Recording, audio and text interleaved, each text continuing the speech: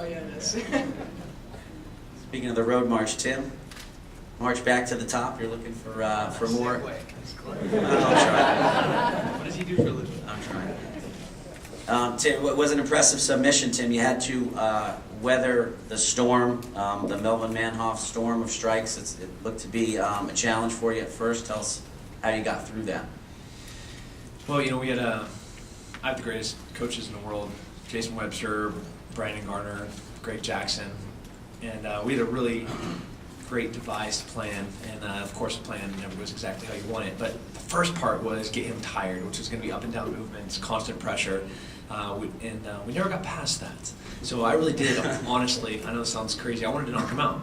And I feel like I let the fans down, but we just never got there. He was getting tired. He was there. If next time that we got up, I would have been swinging for the fences. But so he's dangerous, of course, and you know, but you have to stick with your game plan. And you know, there's a part of me that's kind of an idiot where I want to go toe to toe with those guys, and but then my coaches would murder me, so I don't do that.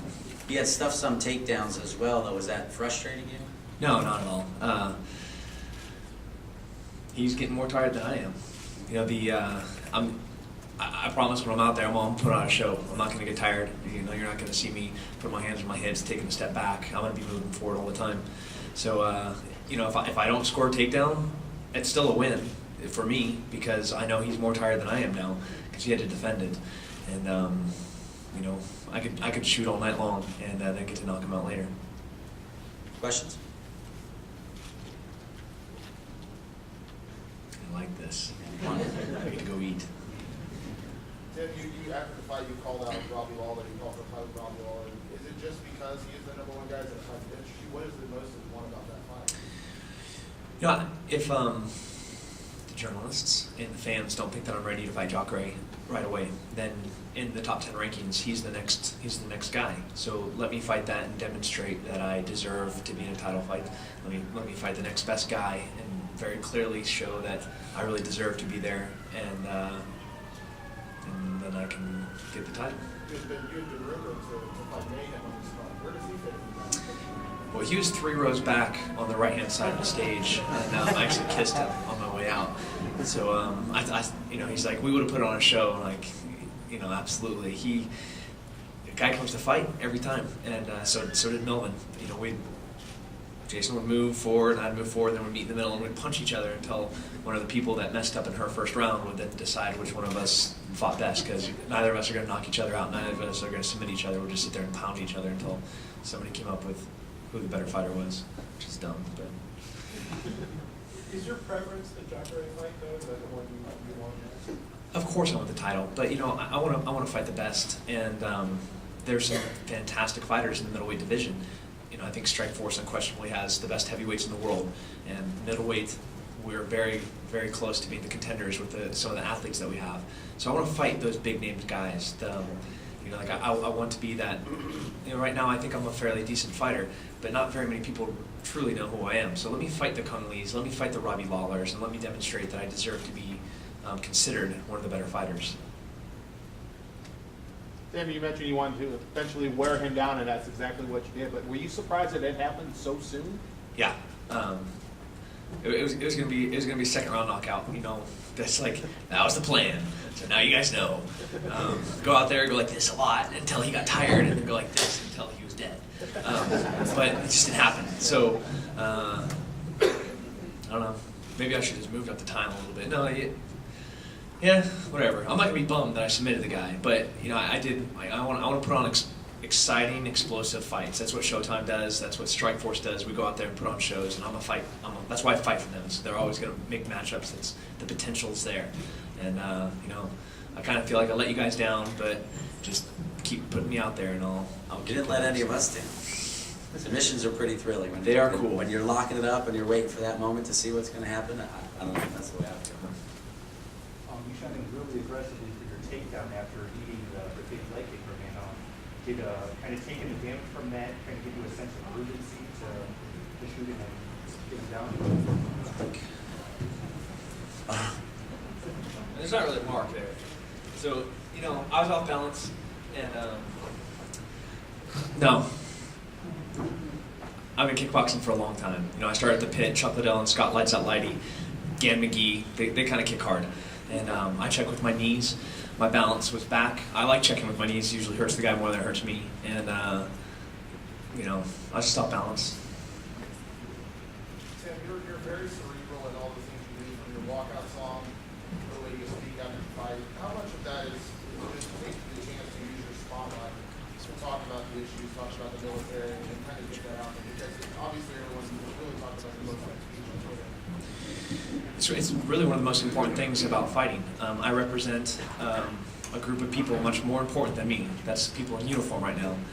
Some of the organizations that I work with, Soldiers Angels, Green Beret Foundation, those are the things I really care about. That's what I'm passionate about. Fighting is an opportunity to get on a platform to demonstrate that the really important people are not the guys in the cage. We have fun, it's great, you know, but it's the guys that give us the opportunity to watch this stuff on TV without getting blown up, which is guys and gals in uniform.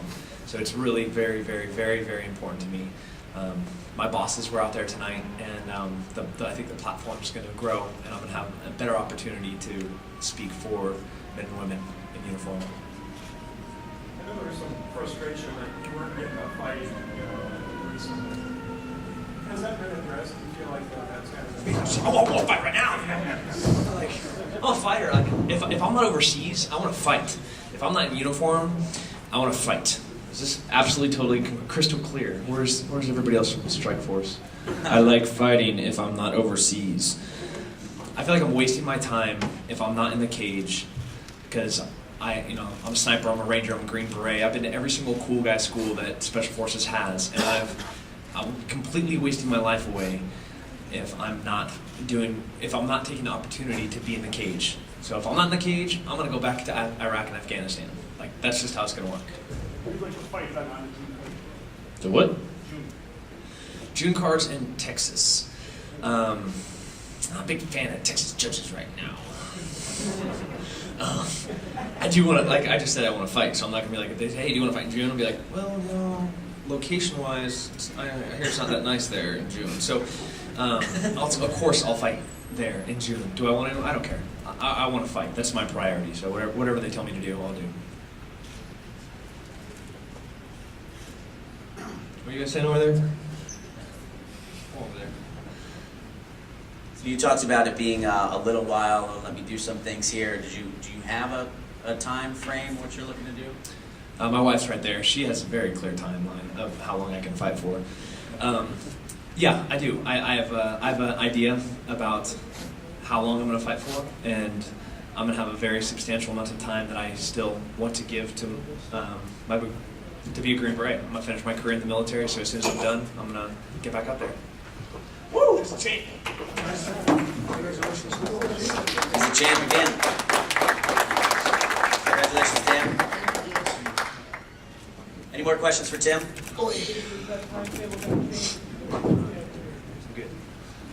Does that timetable change if what? What? Does that timetable for you to stay fighting in the cage versus going back over to Iraq? No. Change? This is really pretty, but no. The most important thing is what you do overseas. So my timeline for me is very clear, and I've expressed that to my chain of command. I'm going to fight for a little while, and as soon as I'm done fighting, I'm going to be right back over there doing the most important job. But no, if I get the title, I'll do my thing.